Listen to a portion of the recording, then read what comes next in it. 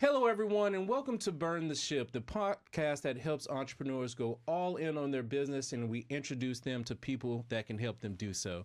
Today, we have two very special guests. We have both Doug and Nathan Bates with CMIT Solutions. How are you guys doing today? Doing great. Doing great. Good. Welcome in. We truly appreciate you guys coming in, and we understand that time is one of our most valuable resources, so we'll go ahead and jump into things. So, tell us a little bit about yourself, and we'll start with Nathan. Tell us about yourself, Nathan. I'm from the Georgia area. Moved a little bit when I was younger. Went to high school on the south side of Atlanta. Went to college and played baseball at Georgia State in downtown.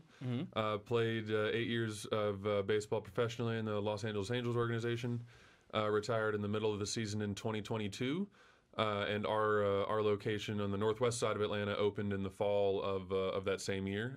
So been heading up sales for that location since then. Okay, awesome. Now, I'm not going to skip over this professional baseball. So you were saying you could throw the ball hard. What's the hardest that you threw the ball? Yeah, the hardest I got up to was 101 miles an hour. Nice. And it was actually in 2022 at the end of my career. Was feeling as good as I had physically, but as they say with baseball players especially, met a girl and that was my first year that we were together and engaged. Yes. And so mentally I was ready to move on and have a normal life, as they say in the athlete's life. So so it was a lot of fun, but happy to be done with it now. Awesome. Now with it, you've done something that a lot of people have never done, which has made it to a professional level of things. What would you say is the biggest takeaway you took from being around those professional athletes? Outside of the fact that not everybody, even in professional sports, seems to be qualified for the position that they have. But no, I would say that the thing that separates people that get there is accepting failure as a learning experience, and not something to dwell on and say, oh, woe is me, and kind of look for people around you to help you, and kind of use it as a kind of to light a fire, and to know that, again, it's a learning experience, and to build on it and not let it knock you back. Excellent. It sounds like a lot of character building there. Lots. That's what I try to share. And Doug, the creator of this fabulous athlete here, tell us a little bit about yourself. I grew up in St. Louis. Lived in one place from the time I was 2 until after I got out of college. I went to school in St. Louis at Lindenwood University, played sports in college. Went through camp with the Cardinals, football Cardinals, as a receiver years ago, but then got hit by a guy out of Alabama in preseason and decided he wanted it more than I did, so I decided to go into a real career. And there was an old Bill Cosby deal about, linebacker standing over you with one eye in the middle of his forehead after he about decleated you, and so that's what I remembered. But then went through a professional or corporate sales career for 22 years, ending as a global vice president, post Kozlowski and Tyco, helping clean up some of the messes he made. And then just got to a point where I was independent enough. I didn't like the corporate politics and wanted to do something on my own. So in the middle of the recession in 2009, Nathan and his older sister were both athletes and being recruited, and I wanted to be a dad, not a father. So I, on April Fool's Day in 2009, in the middle of the recession, opened up an IT business in CMIT Solutions and decided not to participate in the recession. And here we are 15 years later. Awesome. That is excellent news. Now, it was April Fool's. Did you leave your notice to the company, the corporate company, on April Fool's and said, I'm coming to work today? No, actually, I was I was a corporate casualty, so I was the highest paid last in sales guy. When the pandemic hit and when sales went, guys like me got reassigned. To the unemployment line. And so I had an opportunity to go to move again. We had moved a lot when the kids were younger in that corporate career, and so. But when we got here to Georgia, I told them we weren't going to move anymore. And so I had an opportunity to take a job back with another division of GE, which was one of my previous employers in Houston, and my kids were in tears and saying, "You told us we weren't going to have to move." So, God asked us to be a leader of our families, and I decided that I was not going to go back on my word, and so I looked for another option, and that option was opening a business. I had a good mentor that pushed me towards franchising because they look for people with sales in franchising, and found the IT industry, which I get the model, good IT. I don't have to convince anybody they need IT. Right. I just need to convince them they need mine, and then provide good customer service. Excellent, excellent. I always ask the question because a lot of guests that we have are going from a corporate to a entrepreneurial mindset. And I usually ask, what was that breaking point that made you say, hey, look, I'm going to stop this corporate and go into the entrepreneurial game? It seems like it was the kids and where they were going in life. Was it a particular thing that the corporate did that you didn't necessarily like to say, you know what, I am going to take on this new venture? I got tired of people making decisions in corporate entities that were selfish based on their bonus or their share position, as opposed to doing what was right by the customer, by the manufacturer. I just had zero patience for the politics. Didn't like the games, and to me that was the wrong model to portray for my kids. Yes. And so it was an opportunity to start over. The only jerk I need to deal with in my business is me. So, that's just the way we have a unique culture in our business, and I don't do IT. I can't fix anything. Okay.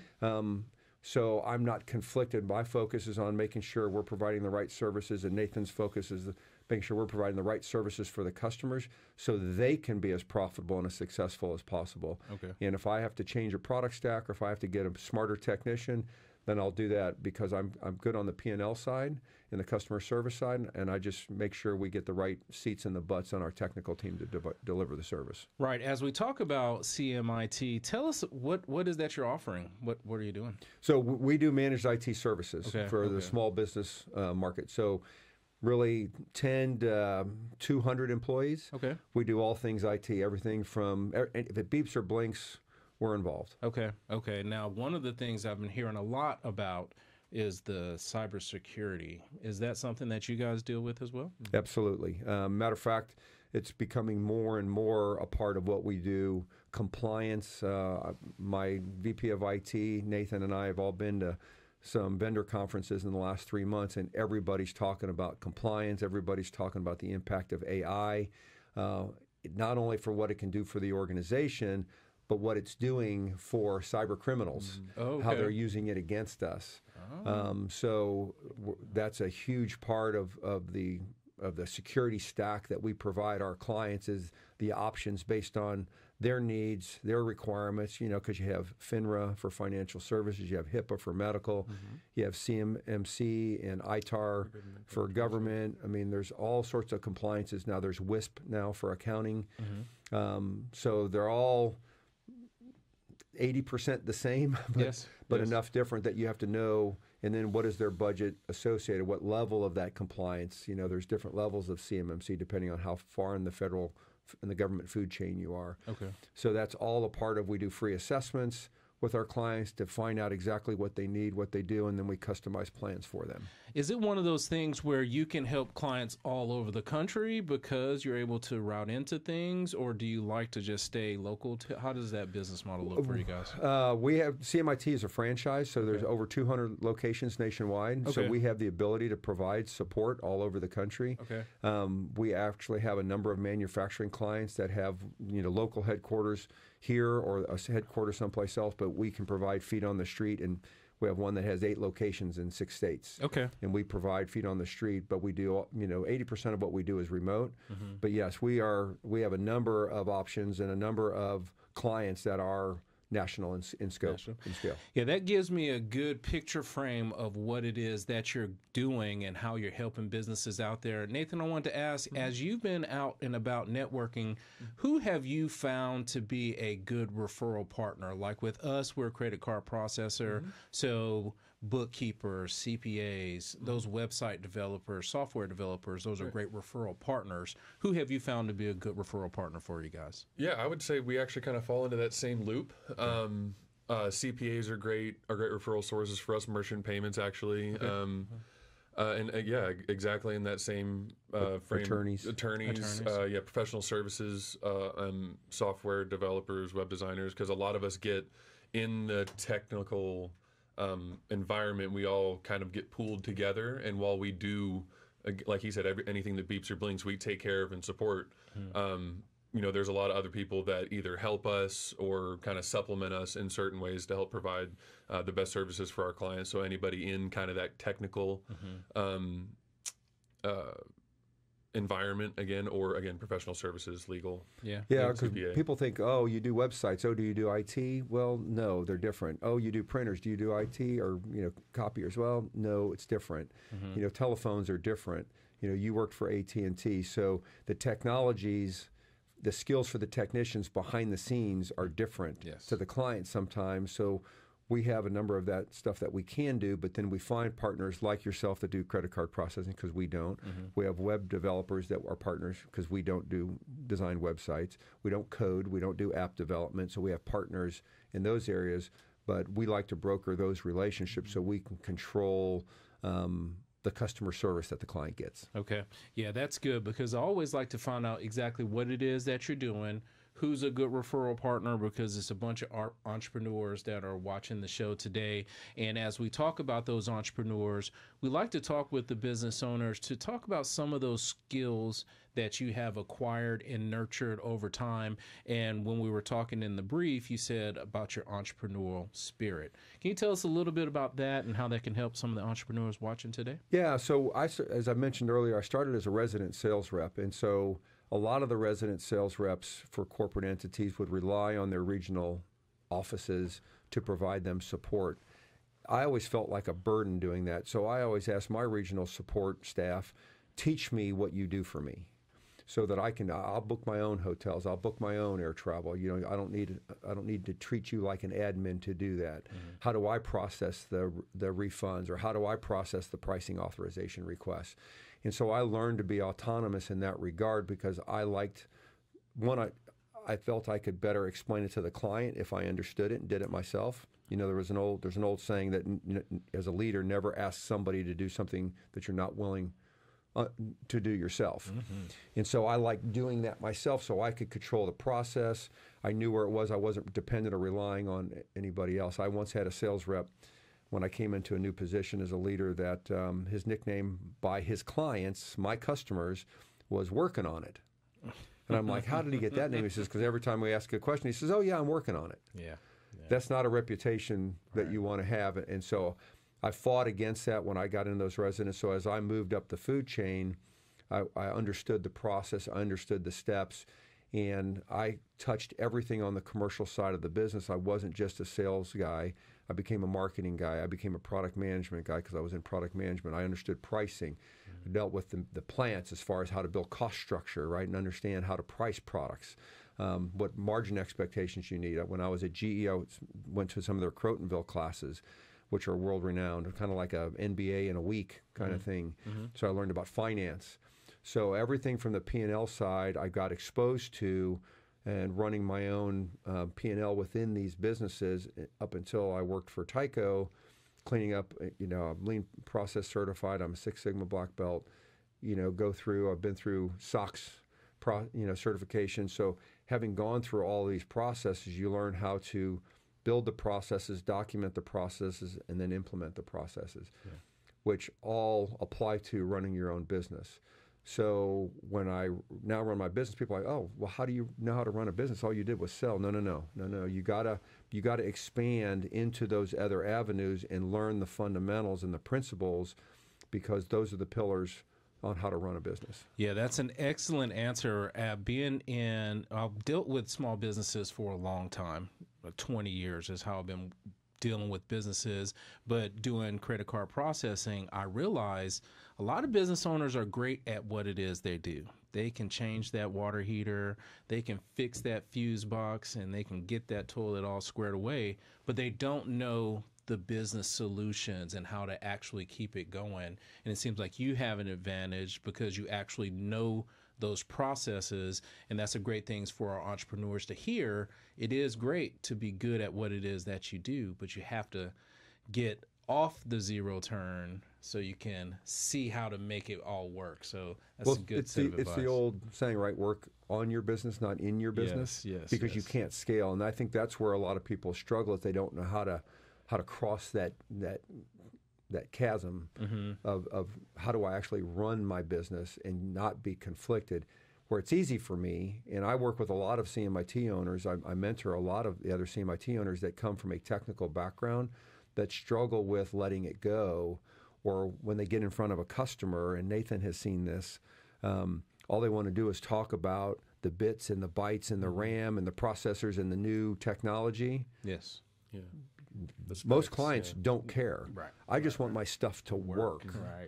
Right. So if I call you, will you fix it? Yes. Same. Right. Say we don't care how you get there. Just get it done. Get it, Just get it done. Yeah, I used to, when I was in the plastics business for Tyco, we sold plastic garment hangers. And my manufacturing people would tell me, well, you need to tell them we do this, and you need to tell them, I said, you need to understand, they don't care if my kids whittle those hangers in the basement. Yes. They want it when they want it. That's right. Within the spec. That's right. And at the price we committed. Right. Yeah, I don't want to hear about the pain. Just show me the baby. That's right. That's exactly right. That's exactly right. Just show it to me right now. That's exactly right. As you talk about having those processes in place and scaling, where do you see your business going in the future? Let's just say 5-10 years down the road. Where do you see your business, and what's your vision for the future? Well, it's super exciting. I'm honored and humbled that my son is now in the business with me and has been, and he's actually been working for my partner for the last year and a half, and now he's going to be, and he used to like to tell people that he worked with me, not for me. Yes. And so we're changing up a little bit. He's now going to be working for me. But I wanted him to have some perspective. Yes. Right. But, CMIT has 10-year agreements. We're just into the one up here on the north side. Our business on the south side is getting ready to renew. So our goal is to double our business in the next 8 to 10 years, if not sooner than that. I think the sky's the limit. We have with my background, and our operations are based out of the business, so we're sharing our technical operations between locations, so we can have a little bit of economy of scale. So even though we're relatively new up here, we have a very seasoned technical organization and operational function. Right. So we can respond like a 15-year-old business. Okay. And so my daughter, his older sister, just came in the business in January. She's now our marketing director. We've just turned on a new marketing program. We're getting ready to be more aggressive on the marketing scale. My wife, his mom, does the books and is the accounting manager for the business. Right. So, I mean, it's truly a family. Now it's the second generation. I see. It's nothing handed to him. He makes peanuts. Yes. He, has to file his expense reports to mom, and mom, harasses him when he doesn't. So I'll tell you what, mom and sister are getting fired when I buy you out eventually. They're gone. So, but I mean, so we have our family's invested in the second generation, so we're really excited about what the future holds. Awesome. And Nathan, I'm going to come to you now. You're newer into it, but you have all the support there. And for yourself, it's technically about to be your business as well. Inside of the office, we have our normal goals, and then we have what we call BHAGs, big, hairy, audacious goals. Do you have one that you wouldn't mind sharing with us as we talk about the future of the business? Yeah, that's actually something he and I have kind of been talking about, and it's funny you use BHAG. That's one of the things that I just recently heard it a couple months ago, but really like it, and I think our BHAG is to double our business in the next 5 or 6 years versus, regular goal would be the next 8 to 10 as we're going to renew these next contracts, but I think our BHAG would be to do it, and I would say 5. I think was the one we started. Between both locations, double the revenue overall, which is not going to be easy, but like you said, it's going to be exciting. It's going to be a lot of fun to get there. Yeah, that's why we do that stretch goal, because we have those SMART goals, of course, one that we can obtain, right there. But then I also want to put that stretch out there. Same for us. Like I have a huge one for us for 6 months. That's closing 150 deals. Which is a lot for us because we generally try to get one deal closed a day in the office, which helps us maintain the churn and all those things. But I always like to see, what are your goals and what are you looking to get accomplished. Now, we've talked a lot about the business. We talked about how you've gotten there, what you're doing, what the future looks like. But we always like the entrepreneurs to understand you want to have a good work-life balance. So let's just say you got all the people. We're going to start with that. We'll ask you too. We'll ask you too. But so, Doug, if you have reached those goals, you're managing, you're securing the things, and you can step back just a little bit, what is it that Doug would do?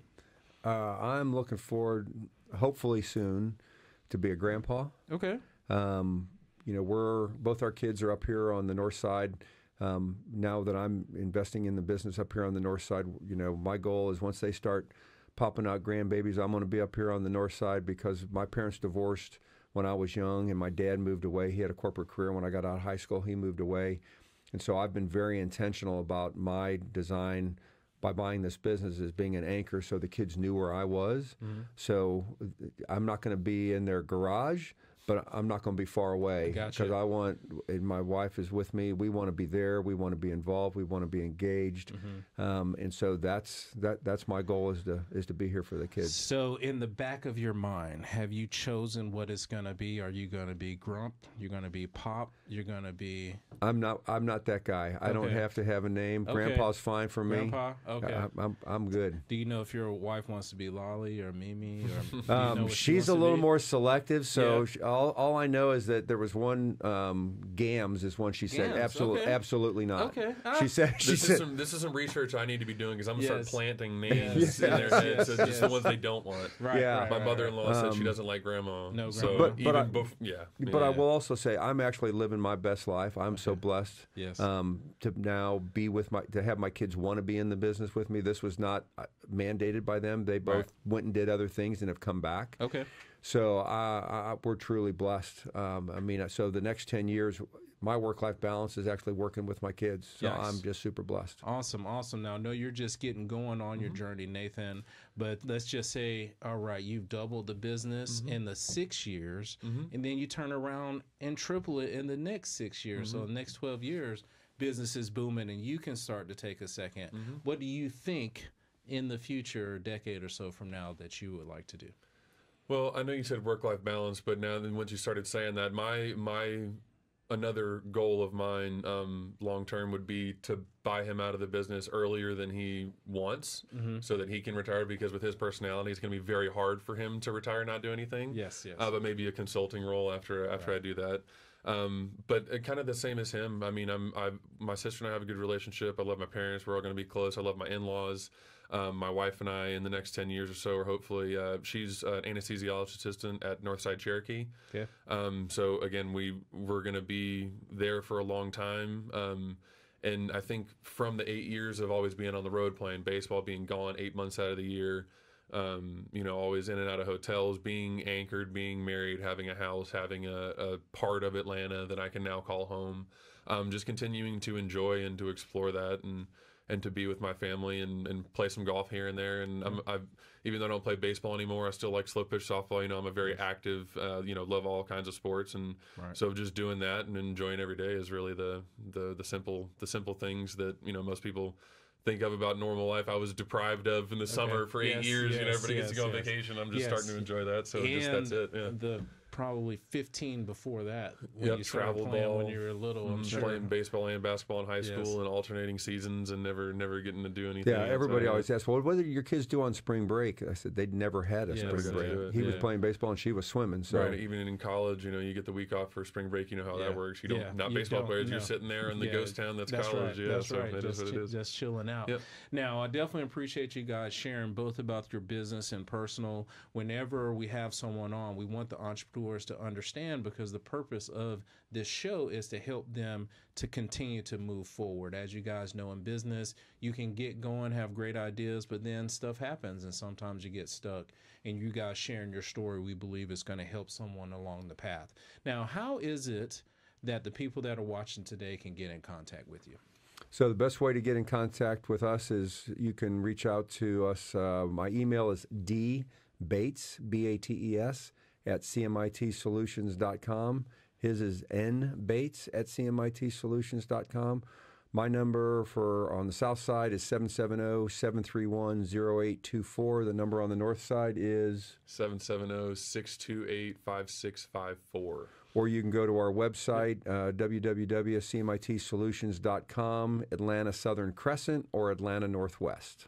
Lots of options. Yes, because with your IT, it's not if it's going to happen, it's when it's going to happen. So, Amen. So make sure to check these guys out. Now, Doug, you are the patriarch here. So every time we give someone the last word, Nathan, we're going to have to default to that here. So you have the last word because the show really is about you and trying to highlight you and help you along your path. What would be the last word you would share with the audience for today? For those entrepreneurs out there watching, I would say wise men seek wise counsel. Check your ego at the door. It's not about you. There's no way you can know everything, and so you've got to build a support structure around you. One of the sayings that at Georgia State they had was iron sharpens iron. Find some smart people that share your values and get close with them, and then just grind. Nice. Keep going, he said. Run through all obstacles. Thank you so much. We appreciate it, Doug. Pleasure. Thank you for having us. We appreciate you guys. Yes, sir. All right, thank you. We'll see you soon.